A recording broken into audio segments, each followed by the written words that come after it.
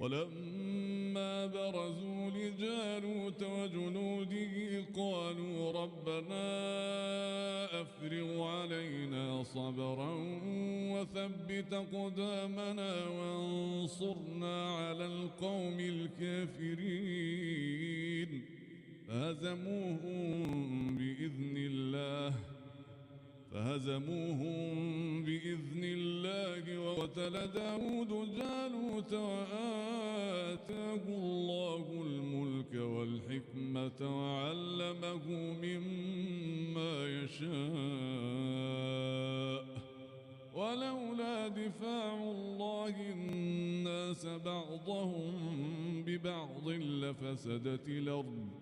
ولكن الله ذو فضل على العالمين